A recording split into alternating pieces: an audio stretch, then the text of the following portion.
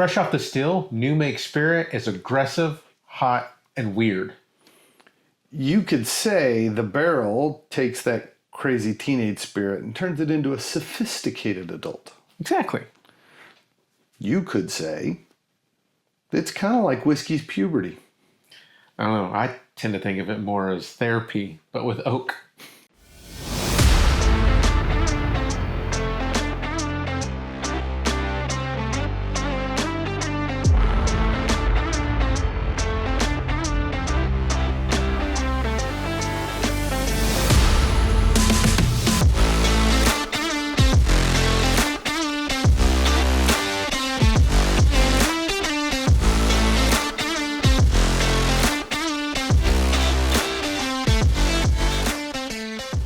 Welcome back, everyone, to TheNobleDram. We are so excited that you're here with us this evening, or today, or wherever you're watching us or listening to us.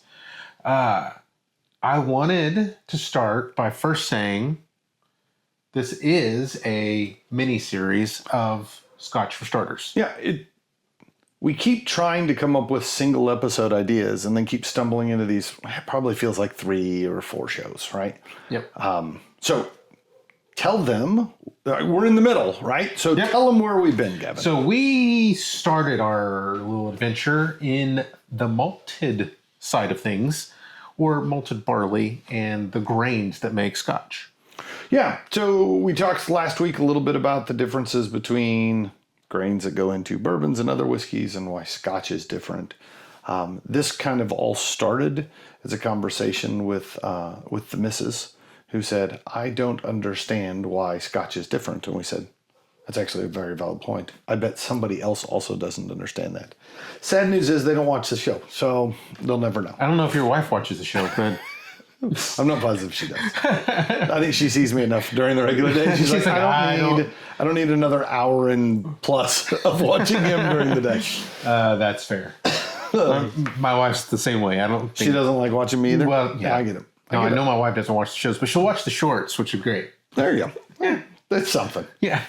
So my daughter also likes the shorts. She likes how goofy we are. We get a lot of goofy shorts out of an episode, for sure. That's fine. For sure. That's fine. All right. What are we talking about today, though? Today, we are talking barrels. We're going to roll out the barrel for us tonight. We're going to have a barrel of fun. Barrel of monkeys, actually. That was like one of those games that I never understood what we were supposed to do with as a kid, but everybody had a set of barrel of monkeys. Yeah. Was the intent to make the longest chain? I think so. But they hooked together so like there was no challenge in it. They fall off. Did they? Yeah. I don't remember that. Yeah. We need to have We're not playing barrel of monkeys. We could do a barrel episode with monkey shoulder. What we need is a glass of whiskey. And this would normally be the part where I ask Gavin to pour me a drink, but I got the short straw. Did I win? Did I lose today? I don't think there's any losing in the NobleDram. I think there is. There's lots of whiskey and there are a number of conversations. people losing. All right, so tonight we're talking barrel. So part of what we wanted to do is come up with bottles of whiskey that had a fun twist in the barreling and maturation process. So tonight I picked Glenmorangie Nectar 16. The nectar. The urge to call this Nectar Noir is strong, but it's not. It's not strong, or No, it's not. It's not Nectar Noir. Oh. So, Hey, can you tell me the difference of why it's not? yeah, I can. Okay. I'm not going to do it yet because it's further down on my notes. But yes, I can. Okay, perfect. Sweet. All right, so fresh crack. Ooh. This. Them boys over at Glenmorangie know how to cork a bottle, if you know what I mean. There's so many innuendos you could say about that. So, Jeez Louise. Nectar 16. This one clocks in at 46% ABV. For those who are mathematically so inclined, that puts us at 92 proof. 92. And comes in at $78 MSRP. Oh. I did a little digging. That's part of my internet fun. All right, so the reason we talked about this, hearkening a bit to Nectar Noir, This is the second rendition, the revision, the second generation of Nectar Noir. So Gen 2. Gen 2 Nectar.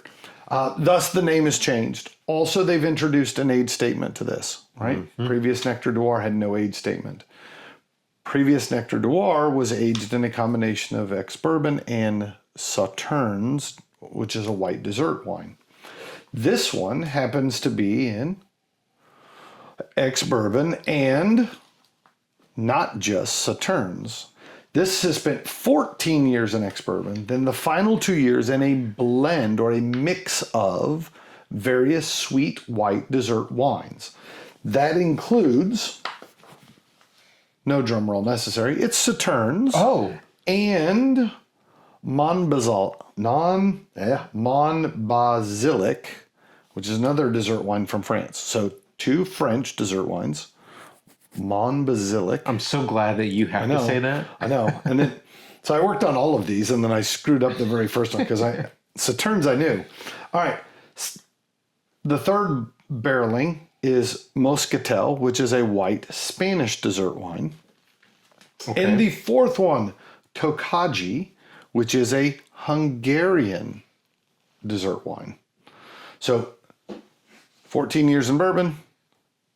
That then gets split into 4 different white dessert wines and then ultimately blended back together to make a 16-year-old Scotch. I know it's not the same, but the Dumb and Dumber line where he's like, what's the soup of the day? Soup of the day? Soup du jour? Yeah, what is the nectar? It's the Nectar Dior. Yeah. Yeah, so this one is not the same. Like the initial thought when it was released was, it's a now age statement. Now, in fairness, Nectar Dior was often thought to be 14 years. So we all just jumped at, oh man, it's an older, now age stated Nectar Noir. But it's not. There's actually a different blend of what's going on in the barrel. So now, yeah, we're going to talk barrels today. I was going to say, you said something about barrel. Yeah, so we wanted to talk a little bit about what are the rules? Why do they have to use barrels? What kind of barrels can they use? What are the different, there's different sizes. You hear different names for barrels, right? What does all this mean? We're trying to, remember, this is a starter class, right? So this is the basics. We're going to spend some time covering definitions, right? So let's start, Gavin. Can you talk just a bit about what are the rules for barreling and maturing Scotch, right? You can make reference to other ones, but we're kind of trying to focus Scotch specific here. Sure. There are one major entity and then another one that has some certain guidelines for barreling or maturing Scotch whiskey. So we're going to touch on the Scotch Whisky Association and the Scotch Whisky Regulations of 2019. Okay. So those was that the last time they updated these? Yeah, I believe so. So those are the two. I think there may have been some amendments that may have come since then, but these are the 2 main entities or documents that Scotch whiskey distillers have to abide by to legally be called Scotch. Okay. Or whiskey in Scotland. So here's some of the core barrel requirements. Material: we must be matured in oak casks. Okay. Oak casks, got it. Oak casks. Casks must not exceed 700 liters. Interesting. That's big. That's big, and we'll refer to that here in just a minute. Do you know the imperial equivalent of 700 liters? Let's put you on the spot. Nope. I didn't know. You don't have Siri to ask real quick? How many gallons is it? That's got to be 53. That's got to be pushing like 190, 200 gallons. That's a big Yeah. oak cask. That is a huge, we're that giant that this cask is. It is a little bigger than the one sitting in front of us. By comparison, this is a 3-liter cask. We're going to get into sizes here in a minute. To be legally called Scotch in Scotland, remember, because we're in Scotch is from Scotland, must be aged or matured a minimum of 3 years. Okay. All right. I'm recapping as we go. We got oak cask less than 700 liters for a minimum of 3 years. Yes.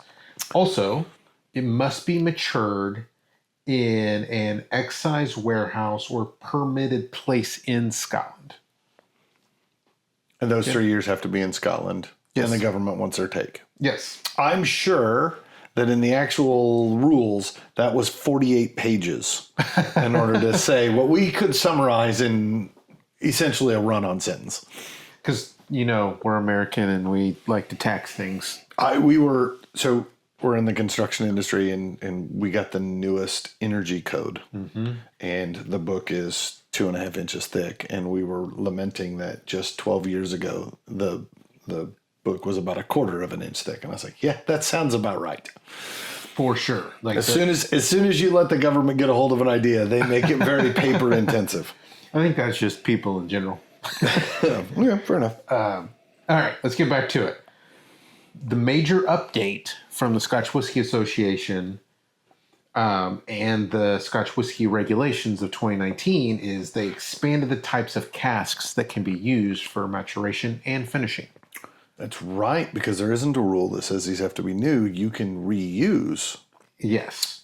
Okay. Also, other spirits were included in that. So tequila barrels, mezcal barrels. There's certain beers were allowed and different types of wines were allowed to be used. Some things that were still not permitted is you cannot age in stone fruit X barrels. You cannot. So you can't like a peach barrel or Correct. like brandies of stone fruits. I think it is. Or it's actual fruit. I think it's actual fruit or. Who's storing a barrel of plums? Is that a thing still? Or yeah, I don't know. Or it's a spirit that has had stone fruits in it. Okay. No sangria barrels? Right. Interesting. However, even that, when I mentioned beer earlier, just a minute ago, you can do beer, but if the beer had stone fruits in it, then you cannot, or fruits in it at all, you could not age in those barrels. So no raspberry ales? Right. That's right. You shouldn't be drinking raspberry ales anyways. Who drinks raspberry ales? I mean, there's a couple whiskeys who do blackberry flavored, so I don't know. I don't disagree with you. I don't understand why people drink. Probably will not make it on this table. So you're claiming that like old Fireball barrels may not be allowed by the SWA. Yeah. Yeah, that feels right. That feels right. Yeah. I appreciate that. And as we mentioned, definitions. I want to talk just a brief second. Well, because a lot of times it doesn't say barrel on the bottle anywhere. Right. It says a lot of other terms. And I think we all just read it as, it's a kind of barrel. But as with anything, everything has to have a definition, right? Yes. So walk us through kind of sizes of barrels. What do these various terms mean? Sizes. Okay. All right. We're gonna hop into some sizes here. Here are a handful of common sizes. Okay. Now, are these in any particular order? Alphabetical? I'm gonna start volumetric. I'm gonna start kind of more volume-esque.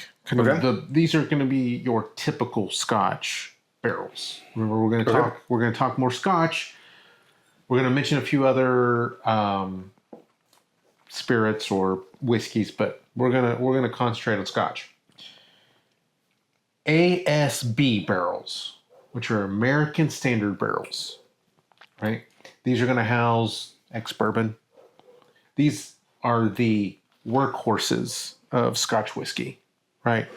This is what the majority of Scotch is going to be aged in. Okay. These are 200 liters or 53 gallons. Right. Right. That's a total, just so we're on the same page, that's the total volume that the barrel will hold. Yes. Not specifically the amount of booze in the barrel. Typically, they leave a little less. But all right. So sometimes you'll see stuff referenced. Like I've seen the American Standard barrel is 190 to 200 liters. They're all the same size barrel. It's just a question of how much whiskey did you put in it to how full did you put the barrel. Right. Sorry. And then, we'll maybe touch on it a little bit. But then there's also a thing called angel share. Yeah. That What goes in doesn't come out. Exactly. Right. So we'll get to that later on. Then there's also hogshead. It's my favorite. This one is a really funny. I mean, it's a funny name. Let's just be blunt about it. I'm going to say not the funniest. Not the funniest, but it's pretty funny. It's funny, but not the funniest. Right. It's kind of like you and me. One of us is funny, and one of them is the funniest. Yeah. 20, or sorry, not 20. This is 225 to 250 liters, or 59 to 66 gallons. Right. I actually put some notes about this same thing because I was intrigued by this, and so far you've said everything correct. Oh, good job, sweet. Good job, Gavin. We have done the same research. Good job. Your website you read is the same as the one I read.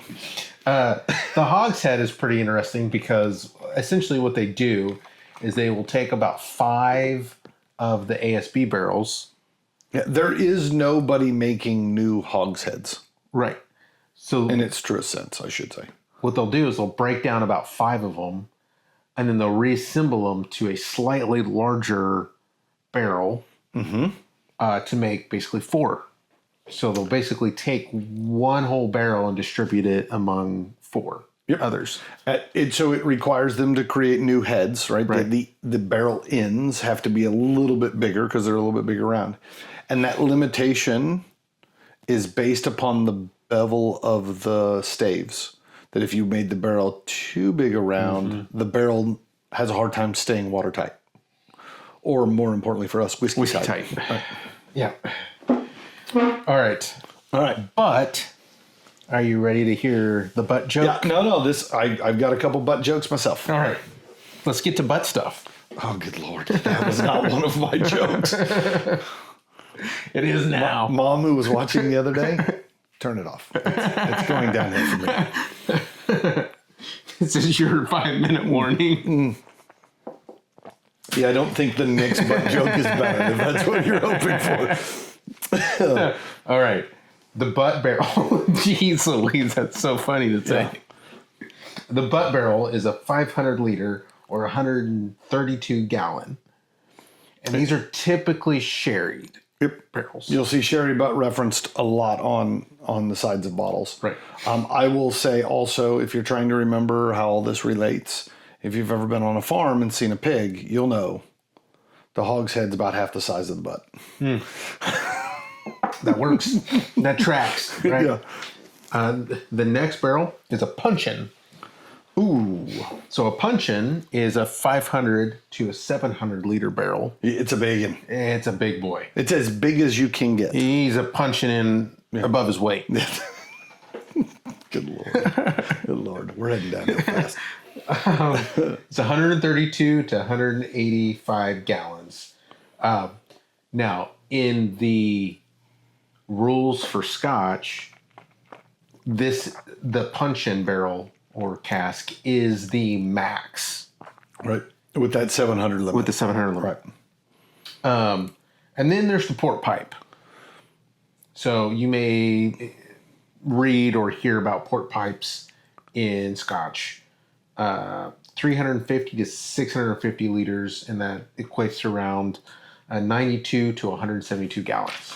Yeah, so your pipes actually have a slightly different shape. Yes. Pipes don't tend to be as wide in the middle compared to their ends. They actually end up much longer, right, in trying to create that volume. And so they tend to be much deeper when you stack them. And then they don't have quite such a pronounced hump in the center, if you will. So they're pretty easy to spot when you're wandering through a warehouse. Yeah, for sure. They're massive too. And then I have two specialty barrels I want to talk about. Some of my favorites. Yes. So we have the Octave, which is a 50-liter barrel or 13-gallon. This is used for fast finishing and to add an intense wood influence. Yeah, and it gets its name. Do you know where this comes from? The Octave is 1/8 the volume of a sherry butt. Thus, Octave. Octave. Yeah. And then the next one is our quarter cask, which is a 50 to 125 liter or a 13 to a 33 gallon. Yes, and then this one, the quarter is actually in reference to the American Standard barrel, Exactly. not the sherry butt. Right. So yeah, they're relative to other ones, but not the same. The benchmark is different. Right. That right there is a brief description of the And then the 3-liter midge. The midge. I don't know what his name is, but that feels like a midgie. A midge. A midgie. All right, so this begs the question, the obvious age-old question: does size matter? I'm so glad you asked. It does. It does. It does. Let's just be honest. Size matters. All right, tell them why. Because Remember, my mom's might still be watching. Please. I don't know. She She may have given up. She may have given up. There is a surface area to volume ratio that happens with whiskey. So the smaller barrels or casks provide a per drop ratio of liquid. Surface area, it's greater. Yeah. There's more surface area for every liter in this barrel in a small barrel than there is in a big barrel. Right. So before, we're not going to get into all of it because we got a whole second half of the show, but why does that matter? Because I like big barrels and I cannot lie. I like pork butts and I can't. No. Yeah. No. How about you tell us? No. So in a very quick synopsis, it's the interaction between liquid and wood that ultimately affects the maturation process. And so if I can change that ratio of volume of liquid to surface area of wood, I change that level of interaction. So small barrels, more barrel influence. Big barrels, less barrel influence. And there are advantages and disadvantages of both. Right? All right. But we have wandered down the barrel road and we have lost track of the whiskey. Road. The whiskey setting in front of us. Yes. And I want to know what you think. I Knowing that with all of our terminology, we need to be quick about our tasting notes. absolutely love the nectar. To me, what I always loved about Nectar Noir was it was very sweet and very fruity and very desserty. Yep. And I think that still exists here. Yep. But there's something else to this that I don't remember from the original Nectar Noir. And on the nose, I get a lot of like baked bread. Like it is very, I'll say grainy. I don't know as if that's the right way to word that, but it very much smells to me like that split top honey wheat bread. Okay. Right? The grocery store brand bag. I get a lot of that on the nose. For me, I think hearkening back to the Nectar Noir, that the old version or Gen 1 version, I agree. I think it was very sweet, very desserty, very shortbread, kind of creme brulee almost. This Gen 2 version, I get a lot more kind of lemony custard or citrus notes to it. Yeah, it is more citrus dessert than like citrus juice. I don't have quite the acidic kind of bite to it. Right. It more like a lemon custard. Yeah. Right? Than maybe lemon peel or lemon zest would be. Exactly. I can see where you're going with that. Now, below on the palate, what are you getting? On the palate, I still feel like there's a lot of lemon-esque things about it. I think that there's a bit of don't take this don't take this the wrong way, but a little bit of a Sprite note. Like it's got that little lemon lime, and there's a little fizziness to it. And effervescence. Yeah. Yeah, I like that. Evanescence. Yeah. I will say, just as good as they are at making whiskey, and Glenmorangie is really known for their cask knowledge and the way in which they're going to hate our episode. No, the way in which they both mature and then finish whiskeys.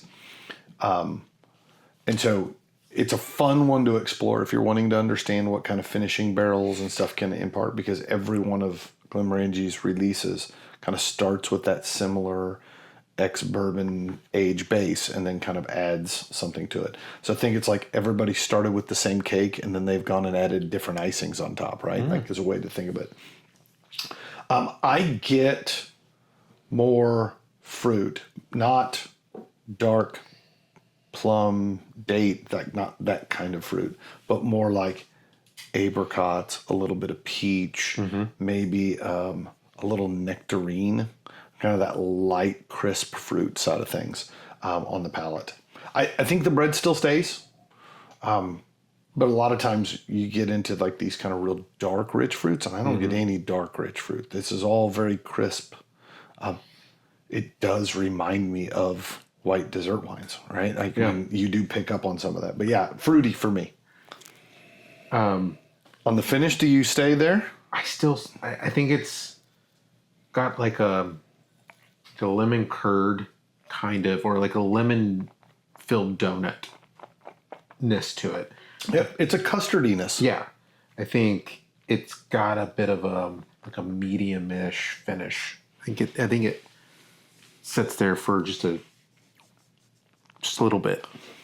It's not too long, but sometimes we talk about a finish that's long, and I think you can't say how long it is because it just keeps going and going and going.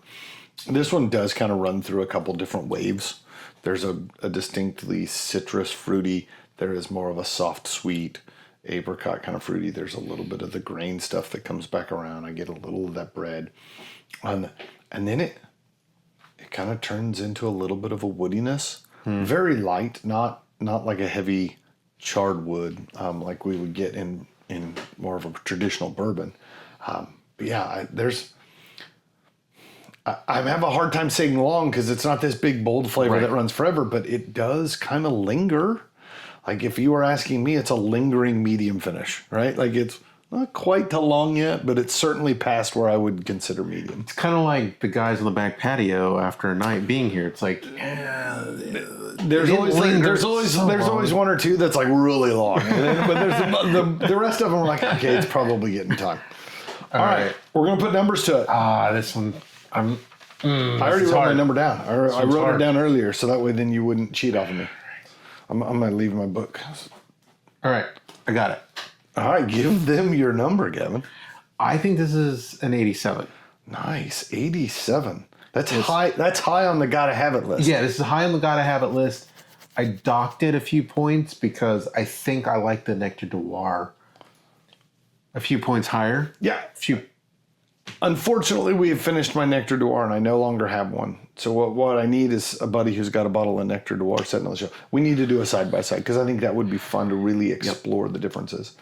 I will say, for me, I'm at an 83 on this one. I think this is a solid keep on the shelfer. This isn't the oh wow of the Glenmorangie product offering to me. They have a couple others that I would absolutely push this aside to go get. But I can't imagine not having something like this in a whiskey collection. It is that very light, very sweet, very floral, Highlands that isn't sherried but still has a desserty kind of twist to it. I think if your Scotch selection has 10 bottles, double digits or more, I think this is probably on most people's list of we got to have one like that. Absolutely. I couldn't agree with you more. I think this bottle or the Nectar Noir Gen 1, I think that if you are starting out in your whiskey journey or in your Scotch journey, this is perfect to have on the shelf. It's perfect. It's high praise. It's an 87. The use of the word perfect feels pretty apropos. All right. 87 for Gavin. 83 for me. Glenmorangies Nectar 16. Go get you one.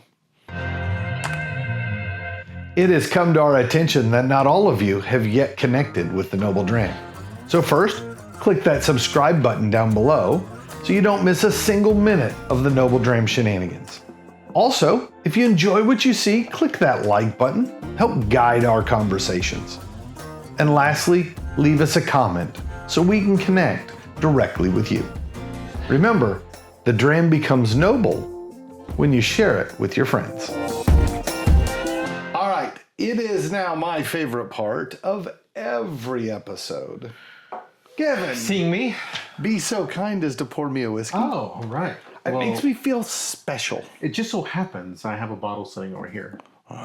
Do tell us all about said bottle. This, how about if I do it this way, or should I do it this way? You can do this. This is, I've enjoyed this bottle a lot. So this is the Artnamercan Mezcal finish. All right. Or release. Nope. Whoa, that was whoa, close. whoa. Give me this one. I'm going to get started. You didn't even let me. Nope. I'm not going to let you. You didn't let me finish. So we started with a whiskey finished in a mixture of white dessert wines. We have gone completely different direction. Whew. Yeah. No. That's got a little bit more than just mezcal on the nose. Yes, it sure does. This bottle, let's just kind of start Run out through the facts. real quick, was one of those types of revisions that came in, I believe it was the 2019, where Scotch could legally now use mezcal. Okay. So this is... Yeah, because that was new in 2019. Yes. So that means this bottle can't be that old. Well... If you couldn't do this till 2019, how old is this one? Does it have an age statement on it? Yes. This actually, it doesn't have an age statement. It is 6 years in first fill ex-bourbon. Okay. So they already had that rocking and rolling in 2019. Yes. Yeah, makes sense. And then it was finished for 18 months in mezcal Okay. casks. So, dual maturation, or we get into it's a maturation and finishing. It is a thing that's not in my notes, and it just dawned on me. We probably should clarify the difference between maturation and Exactly. finishing. Yep. Right? So, do you want to explain the basics of the two? Since you have we both have finished barrels, but we're also matured in bourbon. Yes. So, what is the rule that makes it a matured in versus what happens where it's only finished? So maturation, that is its first barrel, right? That is what that's its main vessel. Wait, so you do hear reference to like double matured. Mm-hmm. And it's because by definition, it has lived in that barrel long enough that it could have been mature, that could have classified as a maturation, right? Which means 3 years. So if I put it into a barrel and it stays in there for more than 3 years, that's a maturation. Mm-hmm. If it is in the barrel less than 3 years, I can't claim that it was matured in that barrel because it never reached maturation in that barrel. So it was just finished in that barrel. But yeah, you'll see, I'll say the vast majority of finishing barrels are somewhere between 6 months and 2 years. The argument, I think, is if you've gone over that, you've either pulled out all the flavor you want, or you're going to run out past 3 years and get you to where you want. All right. Now, one of the confusing parts of double maturation is we often think of that as, it spent 3 years at least 3 years in one barrel, then got pulled out and put in 3 years in another barrel. And that's not absolutely true, because Scotch can be blended from different barrelings at the same distillery. We get half the barrels be 6 years in bourbon and half the barrels be 6 years in sherry. And when I blend those two together, that is a double matured Scotch, because all the Scotch was matured, but in two different kinds of oak. I think this is Only to add confusion. I think it's a double jeopardy. Yeah, that's like a double negative. Two wrongs don't make a right. Which feels very fitting for this room right Yes. now. All right, getting back to this. The batch size for this bottling is very interesting. It's 4,968 bottles from this batch. Only 900 bottles were allocated to the United States. So this is one of 900 bottles in the whole United States. It's about to be one of no bottles left, right? Yes. And we're clocking in at 55% ABV on this one. Yeah. Yeah, no, this is hotter. Yeah, I know. This one is turned up in a number of different ways. Turned up. We are in the Western Highlands with this one. And Ardnamurchan, if you think that that's a fun thing to say, actually means the headland of the Great Seas in Gaelic. Or Gaelic. So do you know where on the map of Scotland Ardnamurchan falls? Ardnamurchan is on the west side. Not far from Fort Williams in Glencoe. Okay. Kind of middle of the Highlands on the west hand side. Like, I'm going to say here hand gesture, and it's probably going to be flipped from what you see. You've totally done it wrong. It's actually over here, not over here. Yeah. It's but then more again, like in your face. There's no map, so that doesn't really help either. Hold up. Lean out just a little bit, and I'll put a map right here of where Ardnamurchan is. There we go. Love it. All right, so I've spent some time talking about kind of the sizing of barrels and kind of giving a little bit of backstory to the maturation rules. However, you mentioned something about the head of a barrel or a cask. Can you maybe give us an explanation of the parts of a barrel or cask? Yeah, I can do that. So I'm going to try really hard not to call it a barrel.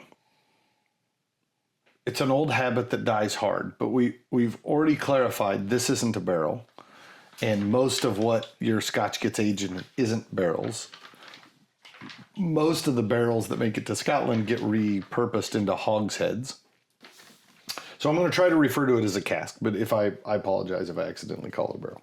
All right, so first and foremost, we hear this term thrown around is the stave. The stave is the thin wood strips that are the sides of the cask. I almost said barrel right there, right? First try, I almost said it. So the way they make those staves are actually beveled, so the inside is actually a little narrower than the outside, right? Which helps make the circle. And then those staves are heated, sometimes with steam, sometimes with fire, sometimes with just hot water, in order to make them pliable to create the curve of the barrel. Those staves are often start as wooden planks that are left out to age, quite often in the air, for sometimes a couple of years, trying to get the moisture content way down, which drives off some of the green wood flavors, only to have moisture put back in to try to create the barrel, but that's neither here nor there. All right, so other wood components we referred to as the head earlier. The head is just simply the ends of the barrel. There is no head and feet. They're both heads. Sometimes you'll see that referred to as the cant of the barrel. I'll explain here in a minute where that cant comes in and why it's important. Can't you explain it right now? No, because I think it makes more sense when we talk about something later. All right. When they assemble a barrel, though, when they assemble a cask, there is no parts and pieces, no glue that holds staves together. There's actually no glue that holds the heads together, the ends. So those are actually doweled together. Oh, okay. So they actually drill holes in the boards, put dowels in between, and then put a piece of, it's like a grass that gets set between them and then driven together, and that helps seal that joint. Almost like a reed? Yeah, and then it's the same thing that falls in the bead of the cask, which is the groove at the end of the staves, which the barrel end sets into when they finally assemble. And the way you keep that all held together is with the hoops. Like a hula hoop. Hoops or bands, right? Depends on where you're from. Now, these are either steel or iron bands that go around the cask. Most barrels, there are 6 hoops.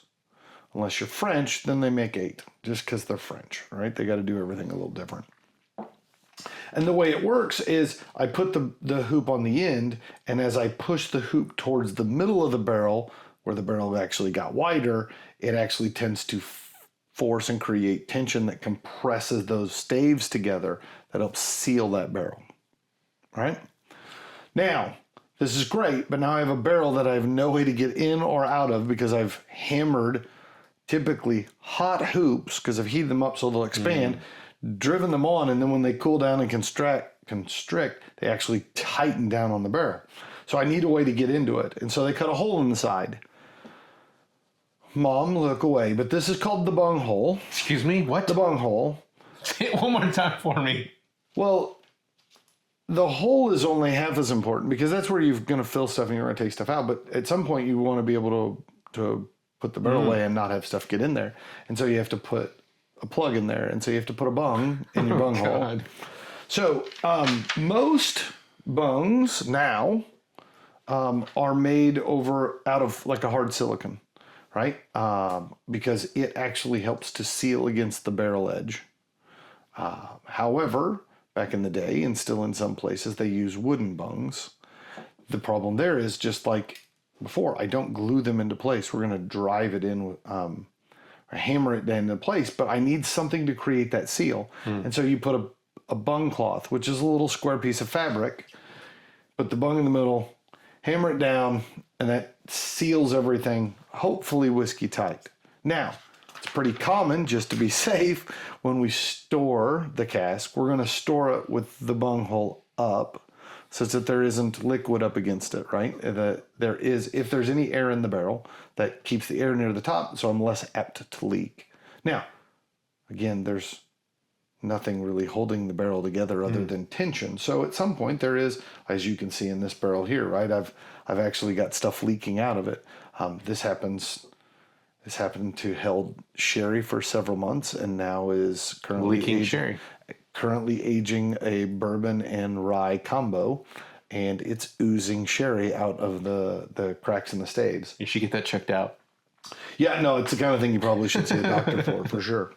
All right, so I made reference to the heads of the barrels being smaller than the middle, and that they refer to the cant of the barrel relative to the bilge. The bilge is the widest part in the center, and that creates that crown, and that's the difference between the size of the cant and the size of the bilge dictates how round that barrel is, right? If it's truly spherical, right, at its extreme, or flat and straight, right?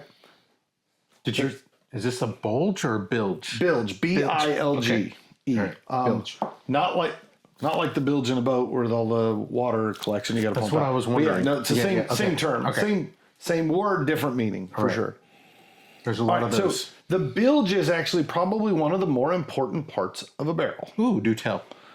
And the reason is the barrel is actually maneuverable because of the bilge. If the sides of the barrel were perfectly straight, it would roll in a straight line, and it would be almost impossible to turn. Remember, we're talking about casks that might be 700 liters or 200 gallons, and a gallon of whiskey weighs about 8 pounds. So we're talking a port pipe or a full-size cask could weigh as much as 16, 17, 1,800 pounds. And so it'd be nice if I didn't have to have a forklift to move them every time. It's almost a ton. And so by leaving the center of the barrel slightly bigger around than the ends, it gives it an easy spot for the barrel to roll. You'll notice there are no hoops in the center, because that way then I don't have to roll over the joints in the hoops. And if at any given moment I need to turn the barrel, I can rotate it on that center pivot and then roll it in a new direction. So it becomes a very versatile maneuvering system that one man can move an immense amount of weight once in the barrel. I mean, to think about a barrel in all of its simplicities, but it's kind of like an engineering marvel in a way. Yeah, it's quite clever, right? Considering how long we've been using barrels, right? They have been around for hundreds and hundreds of years. Not only have we filled it with whiskey, but barrels were used for many different all things. sorts of stuff. Yeah, it was a very common shipping container for all sorts of stuff, which I think ultimately points to one of the reasons why we use casks in whiskey. So why do we use casks in whiskey then? So one, that would have been the mode of transportation. It was the Amazon box of its time, right? When it first came out. You could roll it out onto the boat. You could ship it to where it was going. You could roll it back onto the dock. A lot of these, depending on what was inside, would float if you dropped it in the water. Like there was a number of things that was really convenient about it. And so we shipped all sorts of stuff from dry goods to wet goods. And so that became very much a common shipping container. Well, as soon as it becomes a shipping container, just dumb luck. I would love to say that a lot of this is an immense amount of science, but there's a great deal of dumb luck that has happened across the whiskey history. And so almost all the stories of why do we age in an oak barrel has been rooted in the fact that, well, oak barrels would have been common. Why? Oak has such a tight grain. It's a good wood for holding liquid in a barrel. If I use a softer wood, it tends to leak and weep and all those kinds of things, which ultimately means some of the stuff I put in the barrel doesn't make it to where it's supposed to go. And I don't want that, right? If I'm shipping. Same thing holds when we get, and we'll talk a little bit about toasting and charring, I think, right? Because that's another reason, like, I think it was dumb luck that they were doing it for one reason and found benefits in another way and have decided to stick with it. I feel like you're leading the witness here. No. I'm not, it's just something I know you're going to ask me. Because it's the same process when I started doing my research. Like, you just kind of get down there, like, yeah, but why not this? Why not this? All right. So I do want to say one other thing about barrels. A lot of times the use of old barrels was rooted in the fact that they had a lot of used barrels. So in the world of Scotch now, we have a lot of ex-bourbon barrels because you can only use a bourbon barrel once and then you can't use it again for bourbon. So the Scotch industry is like, well, we need barrels. And we actually kind of like the fact that there's a little bourbon flavor to it, right? And so they're like, we'll take them, right? They're cheaper the second time around than they were the first time. Same thing happened with sherry. At its peak, sherry was a pretty common drink in England. And so the only way to ship sherry back in the day was you filled a barrel full of sherry in Spain and you shipped it to England. And nobody wanted to ship empty barrels back to Spain for more sherry. And so they just gave them to the Scotch guys who needed something to hold their whiskey for a bit. And so they began to mature in her. Now there's a whole separate economy of creating barrels with sherry in them just to then later age Scotch, right? Where really we had a bunch of extra barrels we didn't know what to do with. And they're like, well, just put the whiskey in it for now, right? And they're like, hey, it's actually kind of good that way. I think I've heard or seen where sometimes they'll just ship sherry barrels over with sherry in them and just dump the sherry because they want the barrel and they've had an excess of sherry. So it would have to be low budget sherry, I would think. So there's a couple things. Most of the time, sherry's aged for 3 years in new barrels and then moved into older barrels because they don't want to put as much wood flavor into sherry. So they want to kind of use older stuff. And so what actually that industry has somewhat created is they create sherry, put it in the barrels for about 3 years, take it out of the barrels, ship the barrels to Scotland, and then they take that 3-year-old sherry and distill it into brandy because they can remove a lot of those oak flavors through the distillation process. And so, yes, we currently make a lot of sherry just to put it in the barrels for a bit. ultimately becomes brandy anyways, instead of just going straight to making brandy. And that's in an effort to create that sherried oak. So you mentioned charring. Yeah. So why do we char a barrel, or toast a barrel? So there's a couple theories on how it began, but then there's also a lot of science on why we still do it. Probably the most credible sounding story for why we charred barrels is back in the day you would reuse barrels. And some of the stuff that was in the barrel you didn't want in your whiskey, i.e. if you were shipping pickles and the pickle barrel showed up, I didn't want to put my whiskey into an old pickle barrel. So the way you got rid of the pickle flavor, because the pickle barrel probably wasn't toasted, they just made a barrel and put pickles in it. But I would burn the inside of the barrel to burn off any of that stuff. So it actually was a bit of a disinfectant.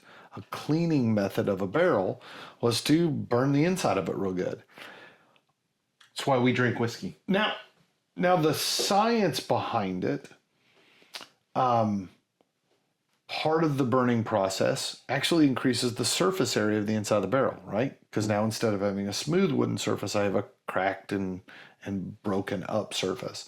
Additionally, I've created activated charcoal in a barrel, right?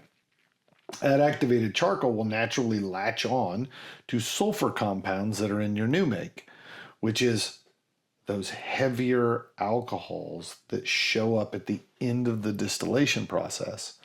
And so it helps remove some of those flavors by using a heavily charred barrel. There's also some dynamics in the fact that that heavily charred wood actually imparts a more amber, darker color to the whiskey faster. So you actually get more coloring from a heavier charred barrel. And then there's this trick of toasting barrels. And so toasting means just lower heat, longer period of time, as opposed to charring, which is a high heat for a short period of time. High heat, short period of time creates this almost alligator skin looking black char on the inside. Whereas toasting, we're actually roasting the wood. That tends to break down the cellular structure of the wood and actually turns a lot of the cell structures into flavor compounds. And so that could be, I'm gonna look at my notes to make sure I don't miss any of them. So that gives you flavors of vanilla, a nuttiness, a variety of baking spices that we often think of in bourbons that comes from that toasting and roasting process of the barrel. That still occurs to some extent in scotches when they do the STR process, right? Where they scrape off the inside of the barrel, re-toast it, and re-char it in an effort to revitalize that barrel's interior surface.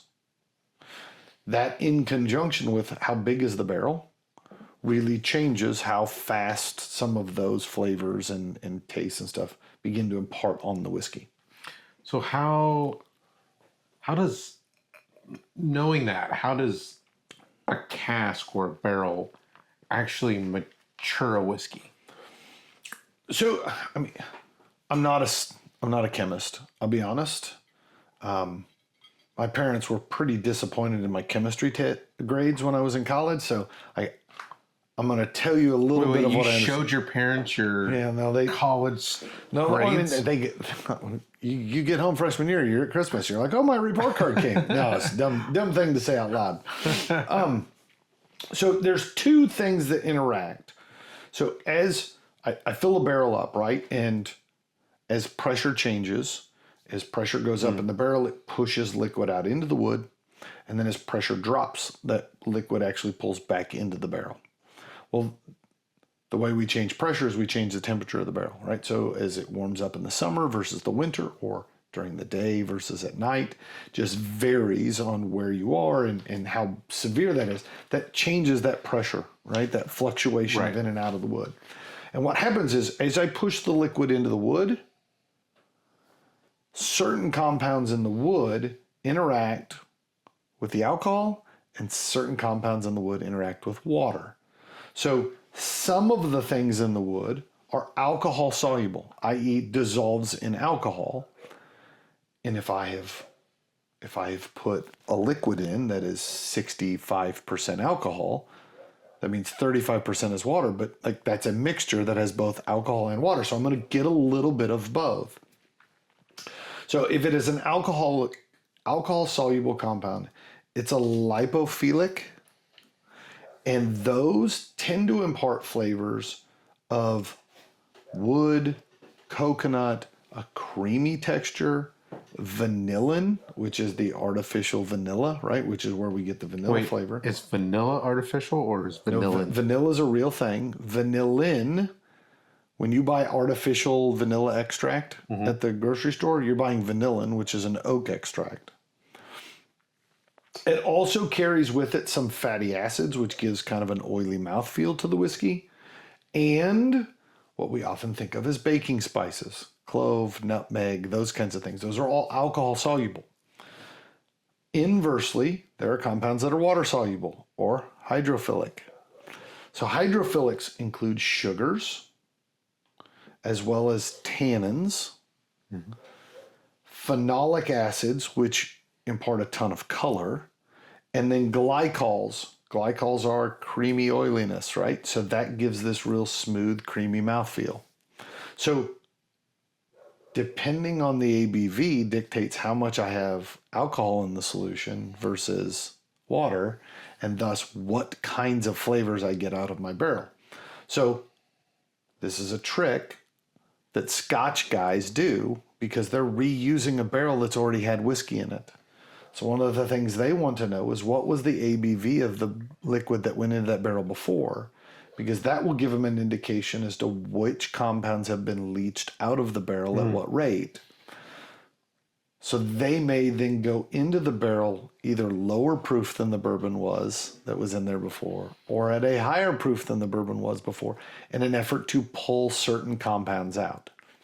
They'll also do that differently for the first time they use a barrel than the second time they use a barrel or the third time they use that barrel. And so all of this is this subtle art of barreling and maturing to try to get certain flavors out of the barrel. So even though you might have two barrels that in theory came from the same tree, because they've held different things at different proofs, they've leached different things out, and the amount of char I put on it and the amount of toasting I put on it changed the cellular structure of the wood. Like all of this stuff changes. So you can actually have the same exact new make come off the still and put it into different barrels and have completely different whiskeys when you're done. Everything you just said Was long-winded. I think I'm drinking tree juice. Tree juice, dirty tree water, Or dissolved oak barrel. yes. No, Yeah. First and foremost, thank you so much for all of that. I mean, take a breather. Yeah, I need a lab coat when we get into these things. Like, that was very in-depth and awesome. I know the intent was this is Scotch for starters, and we went way more in depth on Scotch than probably most starters will get. But there is nothing about what we talked about in Scotch with regards to how the barrel matures that's any different than how rum matures, than mezcals mature, than tequilas or bourbons or wines or beers. All of them are doing the same process. Different levels of alcohol, different flavor compounds that they're shooting for, and so they barrel differently. But ultimately, the same science is happening in all the barrels. It's science and art married together. Yeah, I mean, I think a little bit of luck. I think so. I'm an engineer, right? So like I want the equation that perfectly balances out, but there's so much artistry to what's going on here. And I think part of this is maybe a conversation I need to do a lot more research on because I don't know enough about it, is the art of blending, because that's, I think, the thing that gets lost in this, right? We're going to talk a lot about what goes into making whiskey, but ultimately what makes it in the bottle, somebody has decided a little bit of this and a little bit of that and a little bit of this. And that is an art that I don't think very many people understand. Well, and I include myself when I say that, right? Not only that, I think when we sit and we taste whiskey is so subjective, right? You mentioned it in our couple episodes and a couple shows, and especially when we were talking with Big Chief, how it's all about kind of the person and how not only does the whiskey have its own uniqueness, but I think the person has its own uniqueness. Yep. And how everybody is different. And so when you have a blender or a master blender, if we could just settle on that for just a second, that person's palate, they're creating this art form, this painting, if you will. And they've trained their palate and they've done all of these things, and we get to partake and be a part of it.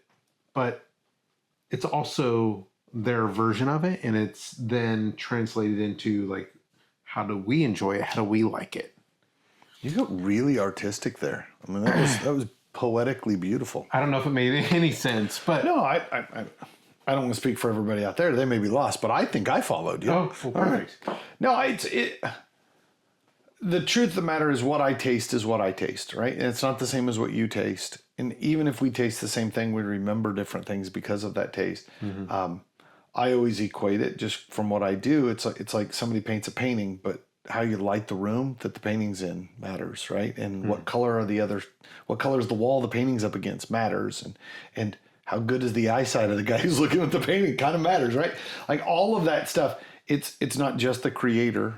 It's the viewer that actually defines a little bit of what it is they're seeing, which is so fun. And I think our palates ultimately define how we enjoy whiskey just as much as the people who created the whiskey and how they created it. Well, it's like the medium of the painting, the medium of the barrel, like the kind of wood, the environment that it was matured in or aged in. You know, is it in Scotland, which is what we're focusing on, or is it in Texas? Right? I think a lot of those nuances really affect the barrel and the aging process and the maturation process, because you could have an oak barrel, same oak that was, let's just say it was new in Scotland, and a new barrel in Texas or in Houston where we're at, and they're going to come out completely different because the weather, the environment, every scenario is uniquely that position. So it will create its own separate art form. Yep, for sure. I mean, and the problem is there's so many variables here. It's hard to pin down that this variable does this and this does that, right? It's a great deal of trial and error over the centuries. And I think that's one of the hard parts of being a master distiller and a master blender is trying to learn what you're doing when you might retire before you find out if you got good at it or not, right? Like that's a mind-boggling thing to me. Yeah, I mean, to think about it, there's a lot of master blenders or distillers that in Scotland, let's just, you know, you think of a 16-year-old Scotch or, you know, 30-year-old Scotch. Those people may not even be in the market or alive when it's time to pull it from the barrel. The idea that you get the job as the master distiller, and for the next several years, all the stuff that goes into bottles was actually made by somebody else. Right. And about the time they're ready to start pulling stuff out of the barrels you laid down, you're retiring and somebody else is coming in to take over. There's a constant shuffle of the knowledge base that keeps having to be handed down to the next generation, because without it, we'd all be starting over from scratch every time. We wouldn't have any of this stuff. It's an inheritance for sure. All right. We need to talk whiskey, though. Yeah. I'd like to know what you're getting on the nose on this one. So, this one slaps you in the face compared to the first one, right? The first one is a soft kiss from a beautiful woman. This is a punch in the nose. This is a punch in the nose in the back of a pub from a burly fella. So this one's obviously peated. It is peated. It's got a ton of earthy, smoky peat. There's a hint of agave on the nose. And I'll say the first time I put my nose down in there, like, it's proof. Like, I could smell the alcohol burn. As we've sat here and sipped it a few times, it's gotten a little more subdued. But I do get a little bit of that kind of limey, sweet agave kind of nose. But yeah, it's a wet grass campfire, right? For sure. I agree with that. I put there's an ashy smoke to it. I cooked Italian sausages last night, so I think there's a bit of like a hint of Italian sausage. A little fennel in there? Yeah. On the nose or on the palate? On the nose. And then I think it actually carried through a little bit on the palate. I'll go back to that, looking for fennel. See, I thought the palate turned fruity. On the palate, I went salty. I think there's a saltiness to it. Maybe it's because it's a I wrote down tropical fruit kind of thing going on. What kind of tropical fruit? Now you said salty, like I'm like salted grilled fruits kind of thing going on. Like I've got like, what's this guy? Salt Bay. Yeah. I don't have the sunglasses or the hairdo. I have none of that, right? Yeah, like it's not quite the potassium-rich banana, right, that you get in a bourbon. This is a little more mango, papaya, something like that. If you've ever been that person though that sprinkles a little bit of salt on your fresh fruit, I could see that there, right? I grew up in a family where mom put salt on her watermelon. I thought it was weird, but like she claims it's the best thing there is. So, well, there you go. We'll find out how far into this episode Mom really watched. She's like, you told me to stop. So on the palate, do you think that banana or not banana, but the kind of the papaya. It was I didn't get the fruit on the nose. I got it on the palate. Okay, all right. But as you head into the finish, I think like on a lot of scotches, like the nose comes roaring back, right? Like there's tons of peat on the finish. And here's where I get a little bit more of the citrusy notes. Okay. I actually wrote down sharp citrus, like almost like we often say lemon zest. I actually get more lime zest to this one. And then I also pick up a grassiness to it, right? It kind of reminds me of that kind of spring cut grass, right? That peat often has. Like I write down lemongrass, but like the idea that there's a salt breeze that is blown in and on it, I absolutely get there. It's so funny you said that. I think it was on your bottle, the Glenmorangie, where I put it was a springtime filled, but I didn't say it. On the finish for me, I think it's very earthy. I think that peat really pops, and then I think there's a salty seaweed that shows up on the finish. And then I think it just lingers. It just kind of lays there for a little bit. Maybe that's the proof, but I just think it comes in. I think the finish here is longer Yeah. than on Glenmorangie. But I think most of that length of finish is peat. I think the other stuff kind of, I'll say medium until it turns into just peat. And then that peat just repeats. I'll get up tomorrow morning and it'll still be on the palate, right? I thought it was interesting that at the beginning of the finish, I really thought it was oily. And then right about the time everything else disappears and it goes peat, it turns very dry, right? And my mouth loses all the moisture and it turns real dry on me. Now you need another drink. I keep going back to it. Yeah, for sure. All right. Do you have a number? Do you write it down before I tell them mine? All right. You're loving both of these today. All right. Why are you looking at my numbers? Well, I've already got mine written down. I'm not even touching my pen. My number is an 83. I think part of the struggle here was that we went from such a beautiful, light, sweet to the exact opposite kind of whiskey. And so that The Hellion. and we talked about a teenager, a rambunctious teenager turning into a sophisticated adult, and then we drank them in the opposite order.